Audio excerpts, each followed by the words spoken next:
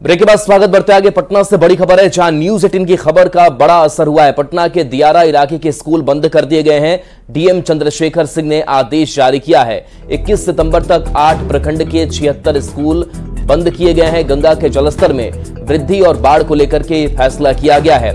शिक्षकों और बच्चों को इससे राहत मिली है, तो डीएम चंद्रशेखर सिंह ने आदेश जारी किया है। छुट्टी बढ़ाई गई है। 21 सितंबर तक स्कूल बंद रखा जाएगा। इसका आदेश अब जारी हो चुका है। 8 प्रखंड है जिसके 76 स्कूल बंद रहेंगे। बता दें कि गंगा के जलस्तर में वृद्धि और बाढ़ को लेकर के यह फैसला लिया गया है। शिक्षकों और बच्चों के लिए एक बड़ी राहत यह आदेश लेकर के आया है। तो पटना डीएम की तरफ से यह आदेश जारी कर दिया गया है। शिक्षक और बच्चों के लिए राहत भरी खबर, क्योंकि जलस्तर लगातार बढ़ रहा है और बाढ़ को देखते हुए यह बड़ा फैसला पटना डीएम की तरफ से लिया गया है। स्कूलों को बंद किया गया है। बता दें कि 21 सितंबर तक ये 8 प्रखंड के 76 स्कूल बंद रहेंगे। बता दें कि गंगा के जलस्तर बढ़ने के बाद से शिक्षकों को खास करके परेशानी हो रही थी स्कूल तक पहुंचने के लिए। बच्चों की भी अपनी परेशानी थी। अभिभावक भी लगातार ये चाह रहे थे कि स्कूल बंद कर दिए जाए ताकि शिक्षक और बच्चे दोनों सुरक्षित रह सके। और इसी को देखते हुए डीएम चंद्रशेखर सिंह ने यह आदेश जारी किया है। 21 सितंबर तक स्कूल बंद रहेंगे। बता दें कि 8 प्रखंड है जिसके 76 स्कूल, और खास करके ये जो इलाके हैं वो बाढ़ प्रभावित है और गंगा का जलस्तर जब जब बढ़ता है तो ये इलाके प्रभावित होते हैं और ऐसे में स्कूलों तक पहुंच पाना मुश्किल होता है। भागलपुर के सबौर प्रखंड में हो रहे तेज कटाव में कई घर गंगा में समा गए हैं। वहीं कई लोग पलायन करके ऊंचे स्थानों पर चले गए हैं। न्यूज 18 पर लगातार खबर दिखाए जाने के बाद जिला प्रशासन और जल संसाधन विभाग की टीम कटाव निरोधी कार्य में जुटी है। ग्रामीणों को उम्मीद ये है कि अब उनका गांव बच जाएगा। स्थानीय लोग न्यूज 18 को धन्यवाद भी दे रहे हैं। मैं सबौर प्रखंड के मसाड़ू गांव में, और रात काफी हो चुकी है। आप देख सकते हैं कि यहाँ पर काफी संख्या में ग्रामीण हैं और आज रात से जो है वार्ड लेवल पर यहाँ पर काम जल संसाधन विभाग के द्वारा किया जा रहा है। वहीं जिला प्रशासन की ओर से एसडीएम और डीएसपी जो है यहाँ पहुंचे हुए थे अभी, और वह यहाँ पर जो है कहें कि जो लोग पीड़ित हैं उनके लिए कैंप खोलकर उनके लिए खाने का इंतजाम आज रात से किया जाएगा। रहने की व्यवस्था स्कूल में की जाएगी। तो कहा जा सकता है कि न्यूज 18 की खबर का एक बार फिर से असर हुआ है। न्यूज 18 के द्वारा जो खबर जो चलाया गया बार बार, उसका प्रभाव आज दिख रहा है। आज जो है एसडीओ साहब भी आए थे, उसमें बोले कि शिविर लगा के सबको खाना खिलाया जाएगा, रहने की व्यवस्था किया जाएगा और जो काम में तेजी लाया जाएगा। और जो सबौर थाना के द्वारा जो एफआईआर किया गया था उसका भी डिसमिस किया जाएगा। तो क्या लगता है काम आज से शुरू हो गया? आज तेजी आया है काम में। और अभी नाइट में भी काम चल रहा है। अभी लग रहा है अभी आए सब एसडीएम साहब, डीएसपी साहब, तो कुछ निर्देश दिए काम होगा और जनता लोग को रहने का जगह देंगे, खाना पीना देंगे। हम लोग उससे आग्रह किए कि काम में तेजी लाया जाए। और क्या किसी तेजी हो रहा है? अभी तो तत्काल तेजी तुरंत तो नहीं हो जाएगा, अभी बोले हैं अभी जस्ट काम तेजी काम तेजी होगा। अब जो है जो बचे हुए घर हैं उनको बचाने के लिए जो है लगातार जो है वार्ड लेवल पर यहाँ काम शुरू कर दिया गया है। जिला प्रशासन के द्वारा आज से जो है अब रात से ही मॉनिटरिंग शुरू कर दी गई है। तो कहा जा सकता है कि न्यूज 18 की खबर का बड़ा असर हुआ है और लोग जो है यहाँ पर अब कुछ राहत की महसूस देख रहे हैं कि यहाँ पर जो गांव कट रहा था शायद उसे बचा लिया जाए। आशीष रंजन, न्यूज 18 भागलपुर। भागलपुर के सबौर प्रखंड के मसाड़ू गांव में हो रहे तेज कटाव में कई घर गंगा में समा गए। वहीं कई लोग पलायन करके ऊंचे स्थानों पर चले गए हैं। न्यूज 18 पर खबर चलाए जाने के बाद जिला प्रशासन की टीम मौके पर पहुंची और गांव वालों का हालात जाना। स्थानीय स्कूल भवन में राहत कैंप लगाया गया है। स्थानीय लोगों के लिए स्कूल में रहने की व्यवस्था की गई है। सुरक्षा को लेकर पुलिस की भी तैनाती की गई है। मौके का जायजा लिया है न्यूज 18 संवाददाता आशीष रंजन ने। अभी हम हैं सबौर प्रखंड के मसाड़ू गांव में। आप देख सकते हैं कि जिला प्रशासन की टीम भी यहाँ पर पहुंची हुई है। सर, यहाँ पर देखने आए हैं, देखकर क्या लगा है सर? देखिए, कटाव बहुत तेजी से हो रहा है। जैसे पानी का स्तर कम रहा है तो कटाव बहुत तेजी से हो रहा है। आज भी लगभग 3 से 4 घर कट गए हैं। फ्लड कंट्रोल डिवीजन के द्वारा भी कार्य किया जा रहा है, परंतु बहुत अंदर से लगभग 20-25 फीट अंदर से अंडर करंट के कारण कटाव हो रहा है। हम लोग अभी बाकी जो भी अभी इसमें जिनके घरों का कटाव हो गया है या फिर अन्य घर जिनको खाली करवाया गया है, लोगों ने खुद से भी खाली की है खतरा को देखते हुए। तो हम लोग यहाँ पे बगल में ही स्कूल में रिलीफ कैंप शुरू करने जा रहे हैं आज से ही। किस आप आए हैं सर यहाँ पर ग्रामीणों के लिए क्या सर? हम लोग सुरक्षा की दृष्टि से आए हैं। हम लोग कुछ यहाँ पर डिप्यूट करेंगे ताकि जो किनारे की तरफ जो है कोई बच्चे वगैरह ना जाए, और इन लोग की जो यहाँ पे रहने का व्यवस्था हो रहा है वहाँ पे भी हम लोग ध्यान रख रहे हैं कि लगातार जो है जल संसाधन विभाग की टीम भी जो है आज रात से जो है 24/7 जो है यहाँ पर काम करेगी। वहीं जिला प्रशासन की ओर से भी जो है सदर अनुमंडल पदाधिकारी हैं, डीएसपी हैं, सभी लोग यहाँ पर अभी रात में पहुँचे हैं और आज से जो है यहाँ पर रिलीफ कैंप भी बनाया जाएगा और जो है जो पीड़ित हैं उनको खाने का भी इंतजाम यहाँ पर जिला प्रशासन के द्वारा आज रात से ही शुरू कर दिया जाएगा। कहा जा सकता है कि न्यूज़ 18 की खबर का बड़ा असर हुआ है और अब जो है प्रशासन जो है लगातार जो है काम में जुट गया है और कहा जा सकता है कि जिस तरह से काम अब शुरू किया गया है इससे जो घर जो है गंगा के मुहाने पर थे शायद हो सकता है कि अब उन्हें बचा लिया जाए। आशीष रंजन, न्यूज़ 18 भागलपुर। धनबाद में पिछले 3 दिनों से हो रही भारी बारिश से आपको बता दें कि नदी और नाले उफान पर हैं। शहरी से लेकर के ग्रामीण क्षेत्र में जगह जगह जल जमाव है, घरों में पानी घुस गया है। बराकर, दामोदर, जमुनिया नदी उफान पर है। वहीं मैराथन और पंचेत का जलस्तर लगातार बढ़ रहा है। आलम यह है कि मैथन डैम का 8 और पंचेत डैम का 6 फाटक खोल दिया गया है, जिसके चलते निचले इलाकों में अलर्ट भी जारी कर दिया गया है। ये 12 साल के बाद ये दृश्य देखने को मिला। बहुत सुंदर, बहुत सुंदर। मतलब इसे आप छोटा कश्मीर बोल सकते हैं। रात भर में जो है मैथन और पंचायत में कैचमेंट में बहुत बारिश हुई है, तो अचानक बहुत कम समय में बहुत अधिक बारिश हो गई। उसके चलते हम लोगों को डिस्चार्ज बढ़ाना पड़ा और नहीं बढ़ाते तो हम लोग 495 फीट जो मैथन का आरएल है उसको क्रॉस करना पड़ता है हमें, तो उससे अप स्ट्रीम में भी थोड़ा डुबाव का खतरा पैदा हो जाता है।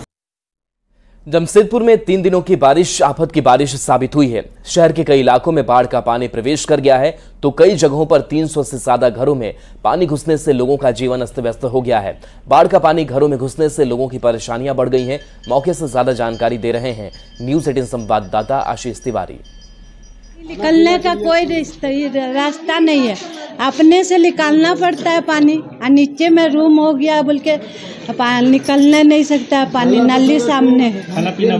खाना पीना कल से ही वैसे ही होटल से मंगा के खा रहे, इडली रसोई सब। पानी नाला में आया तो हम लोग सामान निकाल रहे, उसका बाद पूरा सामान जितना मैंने सके उतना हम लोग निकाले और उसका बाद हम लोग छोड़ दिए। जो सामान वही में है, घरे में है।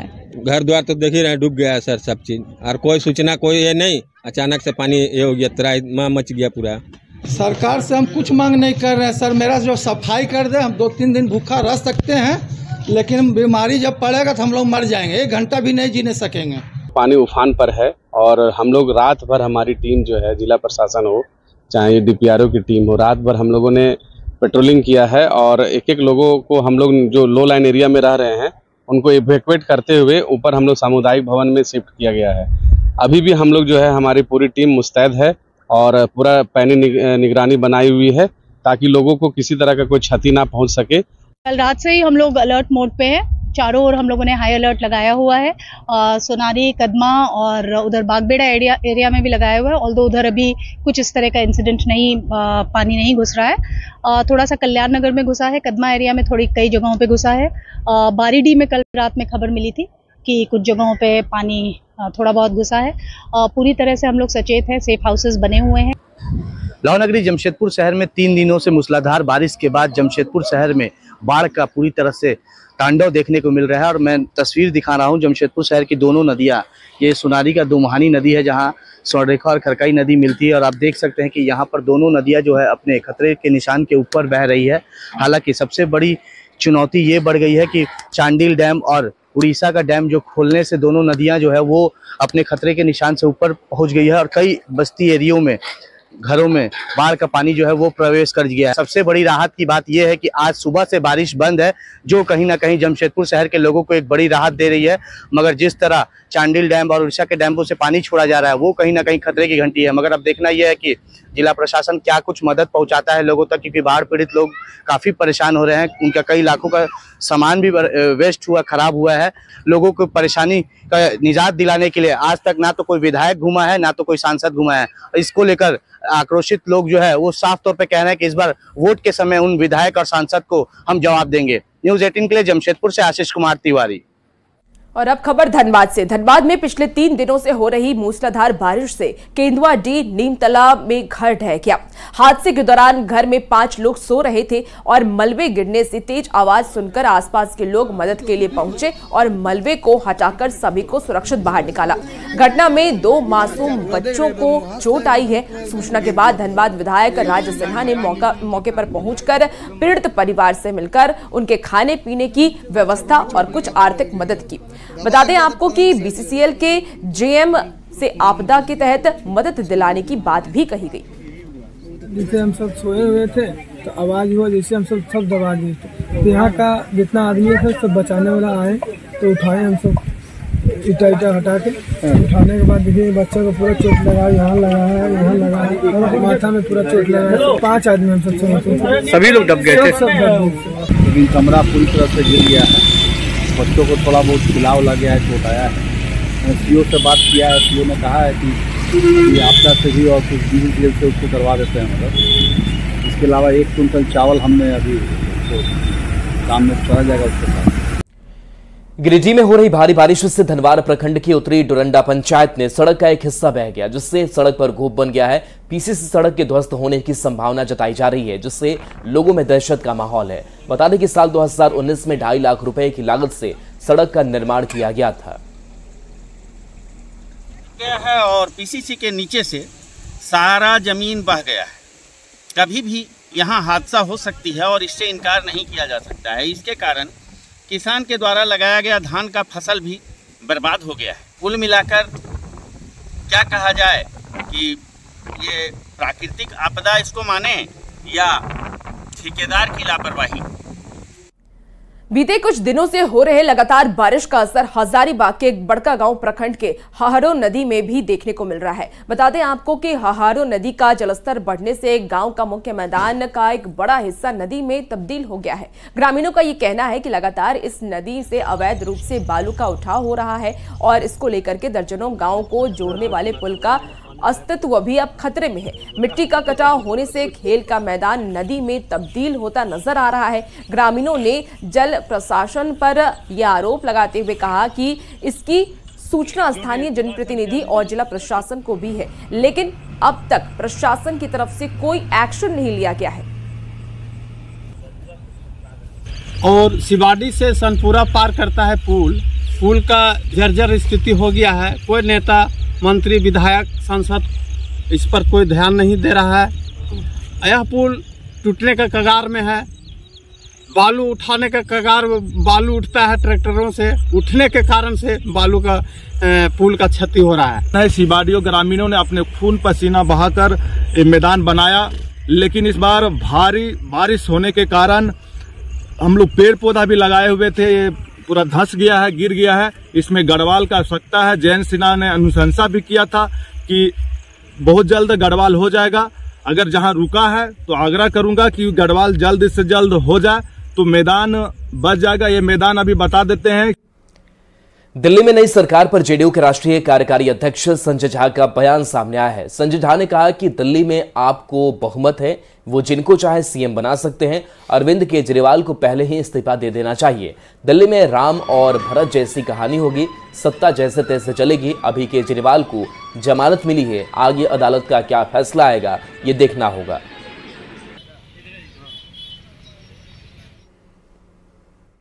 उनको मेजॉरिटी है जिसको भी मुख्यमंत्री बनाए वो, लेकिन मुझे लगता है कि ये जो इस्तीफा है वो पहले ही दे देना चाहिए था। जब आप बता रहे हैं कि चरण पादुका करके शासन चलाएंगे तो होगा वही ना, और क्या होना है, भारत की तरह डिफेक्टो चलेगा वहां पर। नहीं लगता है कि दिल्ली में ये स्थिति बनेगी। कि जिस केस में, क्योंकि आज भी कोर्ट में जमानत मिला है, केस थोड़े फाइनल हुआ है। फॉर्डर चारा घोटाला में भी जो उस समय के लोग थे उनको जमानत मिला था, लेकिन बाद में सजा हो गई। अभी तो कोर्ट को फैसला देना है इस पर, अभी तो ट्रायल होगा, फैसला होगा, वो अभी आना है। वो क्या आता है वो देखने वाली बात है। और झारखंड की सियासत से इस वक्त की बड़ी खबर सामने आ रही है। आज सीएम हेमंत सोरेन का जामताड़ा दौरा है। आपके द्वार कार्यक्रम में शिरकत करेंगे सीएम हेमंत सोरेन। बता दें आपको कि कुंडित प्रखंड के धनुकाडीह मैदान में ये कार्यक्रम भी होना है और जामताड़ा को 700 करोड़ की सौगात सीएम सोरेन की तरफ से दी जाएगी। दुमका को 150 करोड़ की सौगात देंगे सीएम हेमंत सोरेन। वहीं भेलवा में 100 करोड़ में बने पावर ग्रिड का उद्घाटन भी करेंगे सीएम सोरेन। सालुका में 12 करोड़ से बने कोल्ड स्टोरेज का भी उद्घाटन करेंगे। वहीं दोपहर 1 बजे हेलीकॉप्टर से पहुंचेंगे कार्यक्रम स्थल और 3 बजे हेलीकॉप्टर से रांची के लिए रवाना हो जाएंगे सीएम सोरेन। तो आपके द्वार कार्यक्रम को लेकर के सीएम सोरेन का ये जामताड़ा दौरा काफी अहम माना जा रहा है।